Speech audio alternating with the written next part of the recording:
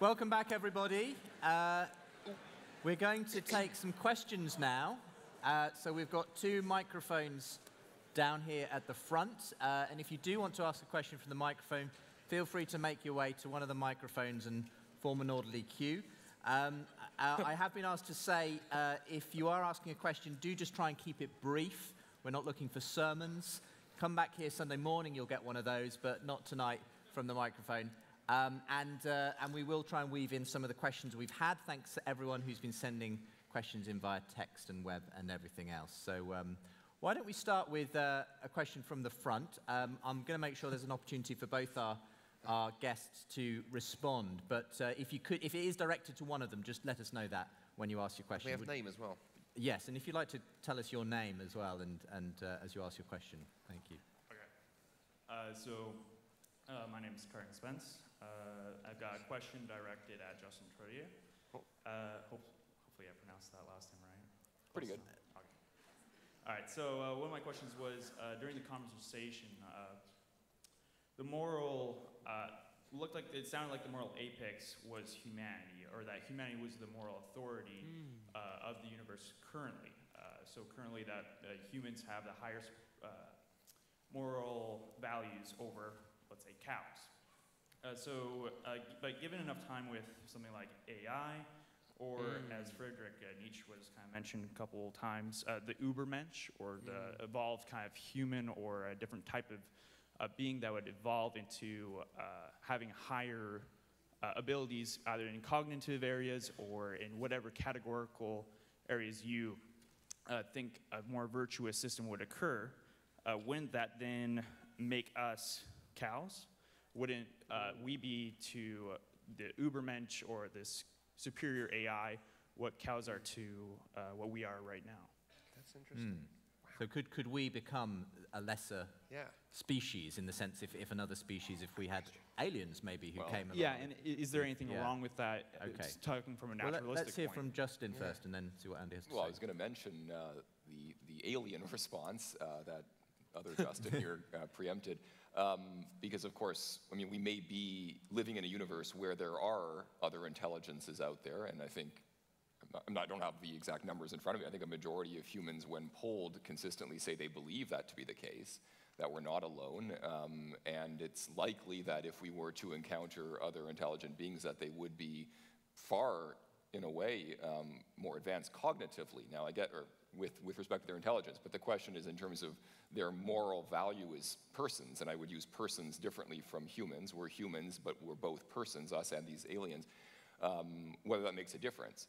And I would go back to what I said earlier. Any being that is capable of self-determination, of autonomous actions, any being that can bear, in a meaningful sense, responsibility for the choices that they make, again, back to the rights and responsibility conversation that Andy and I had, would equally be deserving of human rights protection. So I would accord it to us, I would accord it to these other beings.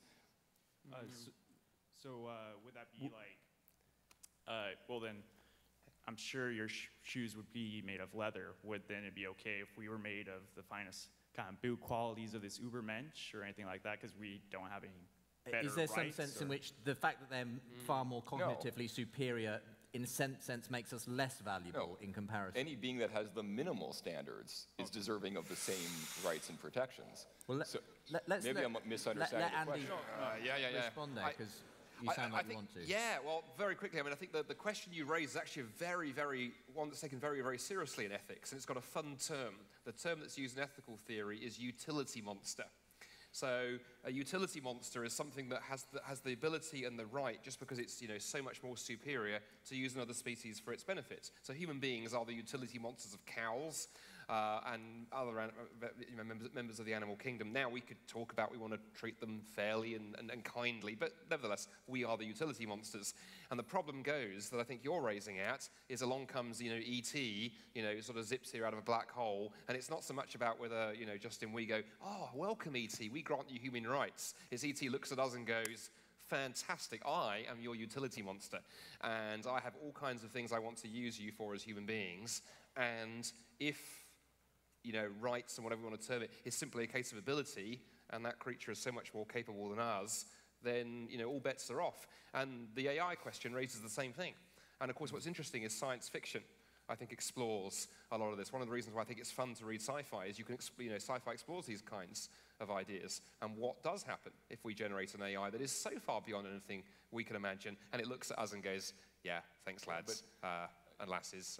But you sound like you want to make a quick response, and then we'll move on to my the point question. of view is kind of being caricaturized here. I mean, I've never said that it's whoever is the most intelligent that is the only bearer of rights. I'm saying any species, and I'm the one who wants to expand the rights to more species, not but I'm reserve and I them want to for restrict us or them. whoever. Yeah, wants to restrict them to us or the next most intelligent aliens that we happen to encounter. Anybody who is capable of having these capacities. This keys into another question. I'm going to say thank you for your question at this point. This one came in from the audience on text.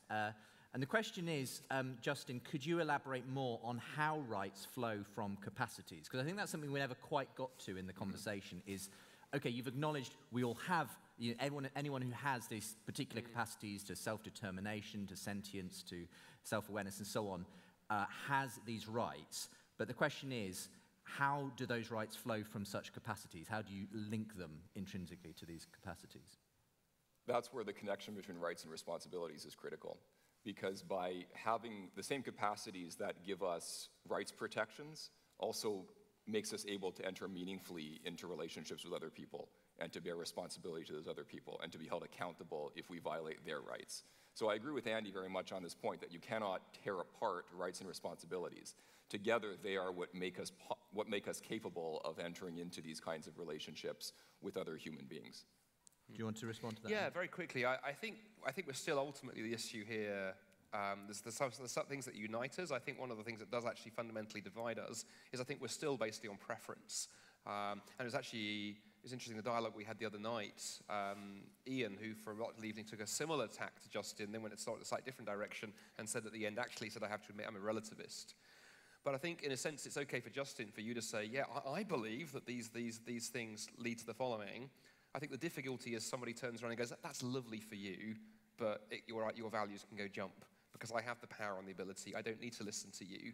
And of course, he's turned up several times this evening. Friedrich Nietzsche's comment about, he didn't use the language of human rights because he was earlier than that, but he said when people say, you should behave this way, his answer was, that's just the weak using that kind of language to get the strong to do what they want. But actually, if you have the strength and if you have the power, you can do what you like, you can make the rules. And I think the struggle is, can we get beyond personal preference? We'll go to another question from here, yes. Hi, my name is Glenn McDonald. I'm one of those atheist listeners to your show, and I'm thrilled to be here to see this in person. Thank you for listening. Welcome. Gentlemen, you were both fantastic and eloquent, and I'm really grateful to be here tonight. So, Thanks for coming. Andy, we heard you argue tonight that naturalism as a grounding leads to kind of a subjective grounding for human value, Yes. and you seemed unhappy with that, or unsatisfied by that. Yep. If the Bible's to be believed, on Christian theism, God is the grounding for human value, right? But by definition, that's subjective, right? The subject, a subject, God, a person, 3 persons, 1 person, however you want to split that up, but a person is of the opinion that human beings, his creations, in his image, have value, right? So that is a subjective belief. And we also know from the Bible, if it is to be believed, that this God sometimes changes his mind. And in a pertinent example, he repented that he had made all these humans in his image, and he drowned them all to death, right? So if it's true that our value is subjective to God's belief, and that he does change his mind on things at times, how does that provide a stronger foundation than naturalism? That's a really good question. thank you for the question. And thank you for that. And again, really appreciate you kind of coming. I'd say a couple of things. I mean, I think it's interesting. Let's begin where you angled in on the question of subjectivity. I think it sounds like you sort of recognized the problem, because it's looked like you were kind of sort of running a variation of it's a problem, but you've got the same problem. It's particularly a problem, of course, for if we live in an atheistic reality and all we have are human subjects, and of course we have 8 billion human subjects right now, all of whom have different preferences, and of course how dare you tell somebody else that your preference wins? Or as somebody put it to me once, they said, human rights, they claimed, is a Western invention, and you guys are simply being imperialistic. You British people did it then, you're doing it now, trying to tell us, and I won't tell you which country it was, how we should or shouldn't behave. In the case of God, of course, if God exists, and of course I believe that he does, Justin hasn't yet convinced me otherwise.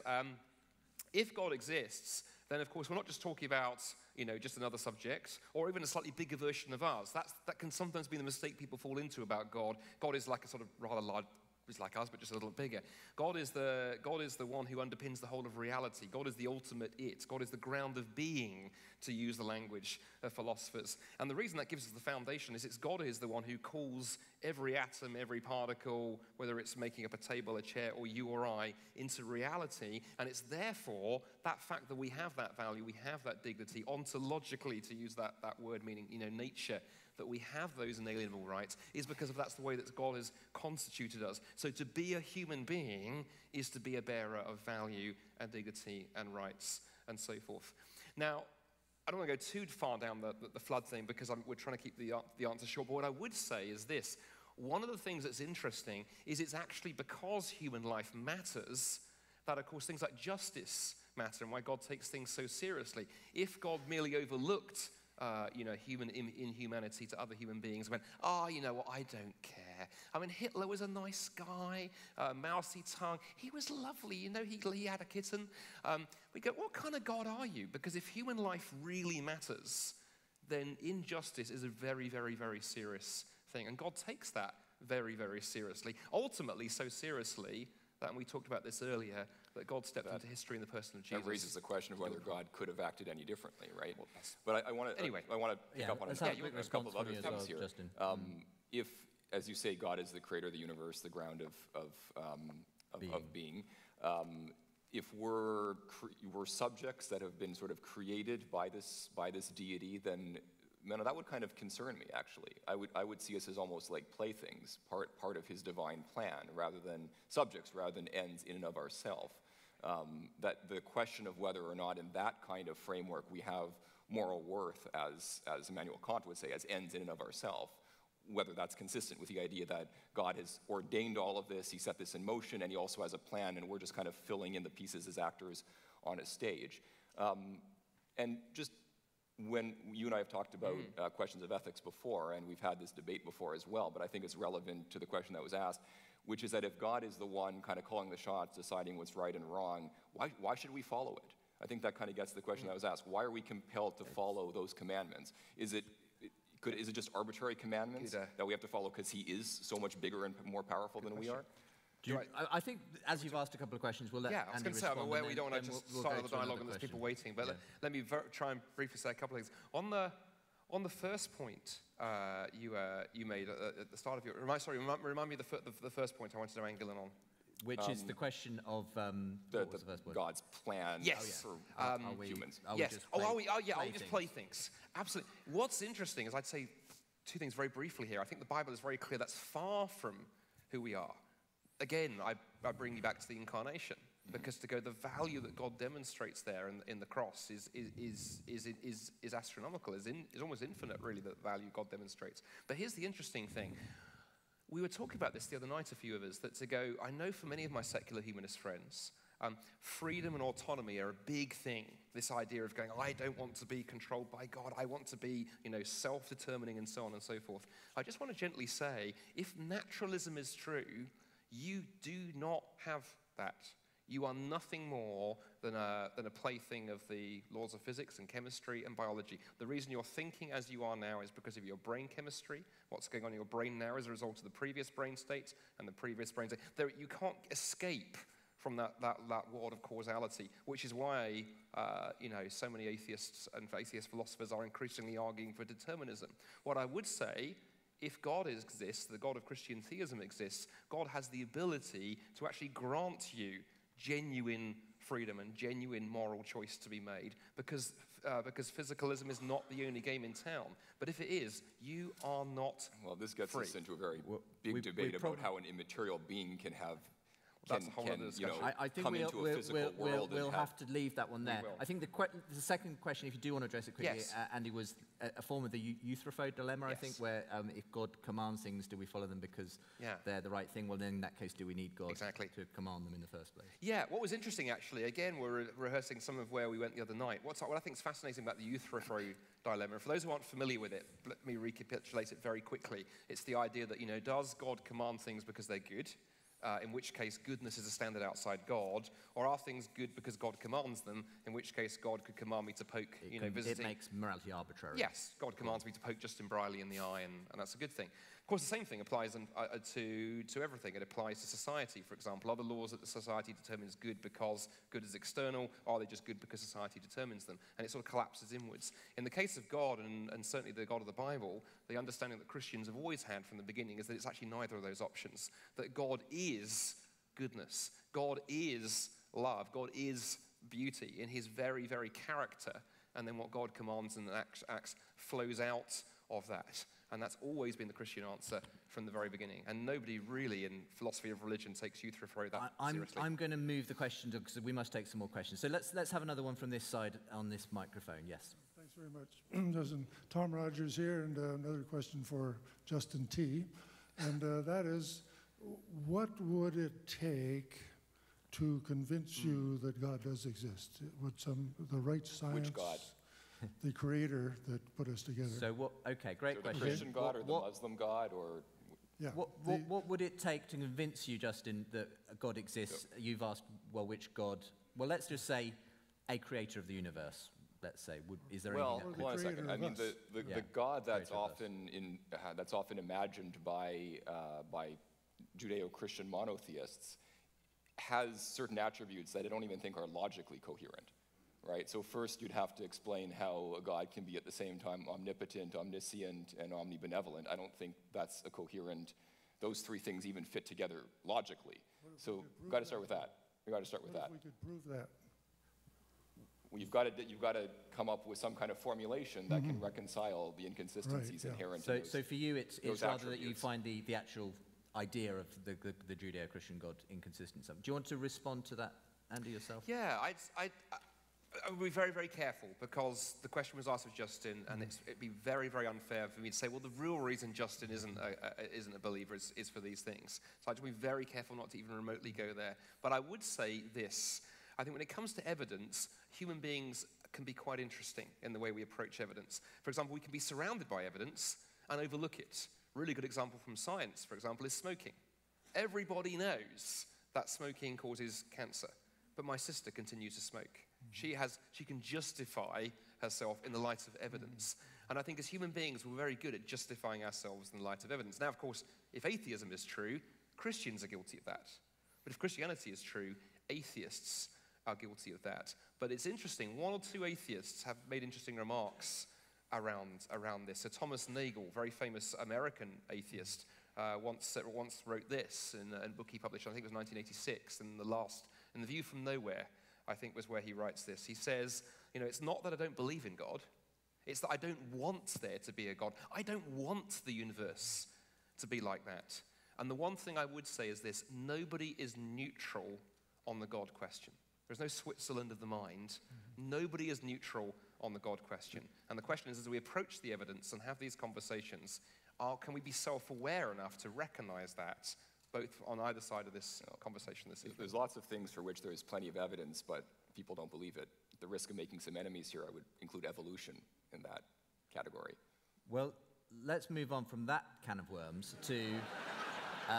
Can of worms. But the worms may become something in due course. So, I've got two questions here that came in on the text and SMS and so on. I think that are essentially the same question, so let me ask them both here, and they're aimed at you this time, Andy. Oh, good. Okay. What do you do with the archaic laws that seem to oppress the rights of women? And similarly, Christianity has been used to violate many human rights. What do we do with that? So given the history of Christianity in some respects and archaic laws perhaps that people see in the Bible maybe that have oppressed the rights of women. I think this goes back to Justin's question in the debate. Yeah. How does Christianity in any sense ground us if Exactly. we've got these kinds of issues I think so. on? And I think what I'm very conscious of in that question, and I think I alluded to this earlier, I think both atheists and Christians, but obviously I'm answering as a Christian for this, need to be very cognizant of our history. I think all of us actually have things in our history that are embarrassing, and Christians certainly do. I mean, one of the examples for me that I often reflect on, and this is the Crusades. Which concerns me deeply because my academic study was in Islam. My PhD is in Quranic studies. I have many, many Muslim friends. I've had dialogues with hundreds, thousands of Muslims in the last 20 years or so. And I look back at history and what Christians did in the Muslim world in the name of Christianity. You know, whichever clown it was had the idea of painting the cross, a symbol of love and forgiveness, on military hardware. I mean, where did that ever come from? And I can only look at that and wince. What I would say is interesting. When we critique Christian history, and when we critique how Christians have behaved, the question I always want to ask is, what is the standard that we're holding people to? What we're doing is we're drawing them back to Jesus Christ and saying you are not being Christ-like. The interesting question is on the other side, when someone holds to a different worldview, to what can you hold them and say you should have behaved otherwise? So take a Joseph Stalin. I am not putting him in Justin's camp. Be very careful here. That's not what I'm doing. We can label him however we want to. But what would you say to a Joseph Stalin on his deathbed? To say, Joseph, I want you to consider what you've done. How should you live differently, given his communistic belief system? Let's just leave it at that. The answer is you can hold him to nothing. And so I find it interesting when we critique Christians in history, and we should certainly do that. We shouldn't duck that question. It's Jesus that we're drawing. Do you want to make a brief comment as well on that, Justin? The only thing I would say is I would just point to the fact that the person who thinks the opposite of you on a given subject matter can easily make the exact same argument you just made, can easily point to the same tradition, the same biblical injunctions. They may find different parts of the Bible that back them up. I just don't see the difference. The Lord's Resistance Army in Uganda thinks that they're doing God's work by butchering people in the name of God. And that's happening in the modern world. Well, I'd say a couple of things there very quickly. One, of course, if you push that to its logical conclusion, you've just argued full-blown relativism. You can do whatever you want and claim it on anything else. The same goes true for atheism. You can behave abhorrently and say, well, I'm doing this because I believe that, of course you can, but it's not a feature in your worldview. No. But then let me say something else here that I think is often missed. The example you made, not just now, but earlier, let's just talk about for a minute, which is we look at slavery and the way that some Christians, use the Bible to justify slavery. Yeah. What's interesting, and this fascinates me because Wilberforce is one of my areas of interest, and having read extensively on that period, scholars who've looked at that in detail would say it is pretty darn clear that those who claim to be using the Bible to justify slavery were merely thrashing around trying to counter scriptural arguments coming from the other side. This is demonstrated by the fact the very same people who were arguing for slavery using the Bible argued for something else. People are unaware that Wilberforce fought other campaigns. One of the campaigns he fought was to allow British missionaries to distribute the Bible in the in India, which is then part of the British Empire, in the Indian languages. Many of the same people who campaigned for slavery were trying to get the Bible outlawed in India. Why? The argument literally went, and you can read this in Hansard, in the records of the British Parliament, the argument was, the last thing we need are the Indian natives getting it into their heads. They are made in the image of God, and they are equal to the white man. That will be a disaster. But that's a good example of a section of the Bible that supports an anti-slavery position, but there's plenty that support but my point being that support slavery, that those who are using the Bible... injunctions where slaves are told to obey their masters. What do you say, that God got it wrong in those sections? What higher authority can you invoke? Well, we're jumping track here, Justin. I'm making the argument... You brought up the slavery issue. Yeah, what I'm making let me keep you on one argument. I'm making the argument, it's very easy to go, oh yes, look, Christians used the Bible to justify something, when actually they didn't. It was a mere flag of convenience. On the Bible and slavery, let me say a couple of things. And again, I don't want to go down the slavery route, but since you raised it, let's address it. One of the huge mistakes that's made is people compare what was going on in terms of the ancient world and slavery with what the European powers and the Arabs actually did in Africa, because the Arab slave trade was even bigger than the Western slave trade. In the Bible, largely what we have is indentured slavery, where if you were poor, if you had no ability of earning an income, if you had no land, you could sell yourself itself into slavery. And if you read the Old Testament, that's why you have that law structure. That's not the only time there was slavery. God compelled the Hebrews to conquer other peoples and to put them into slavery against their will. That's but you in have the to Bible look at too. what That's God's command. you have to look at what the institution of slavery was in the ancient world. And rather than have a debate now around what it was or it wasn't, I recommend the book to people. But then you brought up slavery, I'm and then gonna tried to argue that it was a simple matter of reading into the Bible that it was anti-slavery, and it's not. You have to make the case based on non-biblical. We're going to have to that is draw to say this secular this arguments. debate. He needs to read Wilberforce.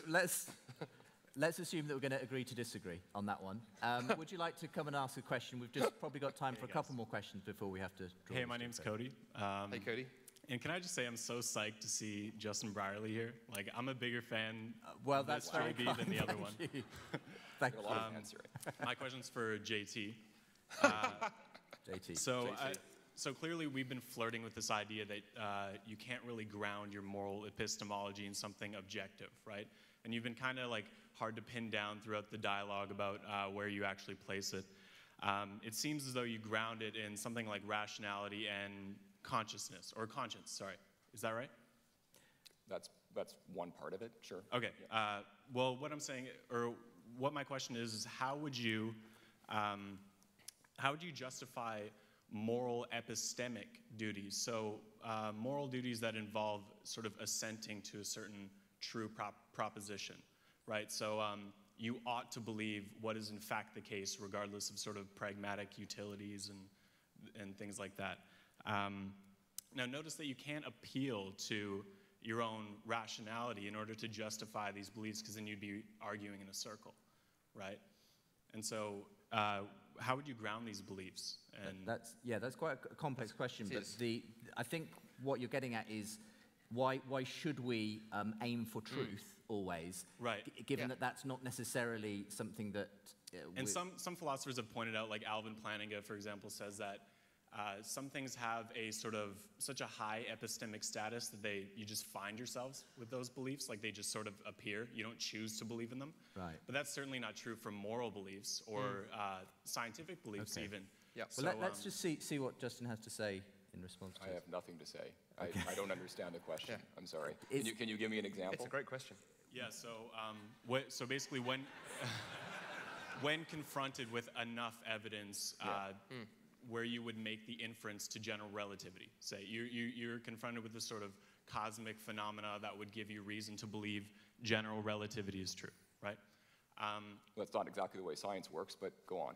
Well, I'm just saying, why would you be under any sort of moral obligation to believe in that in general relativity rather than just withhold belief or just refuse belief? Well, that's not how science works. So in science, there's falsification. We come up with a theory. We try to make predictions about how certain events should play out if the theory is correct. Right. And then we try to falsify the theory based on whether those predictions actually bear out. Right. I suppose I think what I'm getting the question is, I think what the question is, if I'm not mistaken, is the question of, is there some moral imperative to aim for truth, even if it may not be particularly beneficial to us either way, but that we should believe things that are true rather than things that are simply advantageous to us, for instance? Because I think the questioner is suggesting that that is at some level difficult for a worldview where we just evolved to believe in things that are advantageous fundamentally rather than in things that are true. This may be taking us beyond the remit of... No, that's a great question. Okay. Yeah, let's I want to get at it. Andy, you say something about it, and then we'll just see if Justin has something to say in response. And we're going to have to I don't know how that's... Why are you addressing it to me? I mean, why is that an issue for atheists any more than anybody else? Well, look, Andy, you sound like you want to get in on this. Let's have some fun. I'm going to ask you both to keep it really short because we are going to have to wrap things up now. Well, here's one of the reasons. There's a couple of reasons why it's a really interesting question. Firstly, many atheist biologists have pointed out that if we just have naturalism, then really where truth fits into that is quite problematic. So Patricia Churchland is my favorite quotation on this. She's an atheist biologist, and she said, look, the nervous system really is only concerned with the 4 Fs: feeding, fighting, fleeing, and reproducing. And Call yourself a Christian audience. And then she ends that quote by saying, truth, whatever that is, definitely takes the hindmost. In other words, quite frankly, evolution doesn't care about truth. It simply cares that you can escape from threats, eat, and pass on your DNA. And there's lots of people in her camp. That's actually probably one of the majority position, actually, in neurobiology. So that's the first issue of going, where does this sort of pursuit of truth come from? But the other place it goes, and I'll just throw this out and then see if Justin wants to say anything. One of the things I think we've done is we've in 21st century Western culture at least, we've separated truth and goodness. Plato, so I'm not going for a Christian now, I'm going for a Greek philosopher, put those two together. He said that actually it is virtuous, it is good to think after what is true, and it is immoral and it is wrong to think that which is false. And he had a whole sort of essay unpacking that. And I think he's right. But of course, he based that on his conception of God, which is God is the good, capital D, capital G. And I would certainly say as a Christian philosopher, I want to go, yes, because if God is the source of all truth, then actually it is virtuous to think about what is true, and it is actually immoral to think about what is false. And say Plato and others have jammed those together. We've ripped them apart. Let's just allow a quick response from Justin, Sure. and then we're going to draw this to a close. If God is the creator of everything and the ground of being, why I still don't see why I should care unless I make the decision to care. So everything still comes from human agency and human choice. Whether you're a Christian who decides that you're going to kind of go along with God's plan and sort of be bound by the rules God has set, or you're an atheist who still finds yourself with the same capacities for self-determination, autonomous decision-making, all the things that I've been repeating a few times here, at some point it's still a decision that you as a human being have to make. It's the same issue with God kind of commanding you to do good. Well, that's a fine thing for him to do, but unless you decide to do good, you're not actually acting ethically. So I think the reason I was a bit confused before was I just didn't understand how this is a challenge for only one side of this debate. We're all human beings with the same capacities, and we all have to make a decision. If we're Christians, we might decide that we believe God commands us to do a certain set of things, and we're going to do it. And that's how those actions of ours get to have ethical worth. If we just do them because God commanded us to do it, there is no ethical worth in those actions. My sincere apologies to everyone who's waiting at the microphones, but we are going to have to call it a day there. Perhaps Andy and Justin can make themselves available on the floor. But for the moment, can I have another round of applause for both our guests this evening? Thank you. You guys want to shake hands? Justin, thank you. A pleasure as always.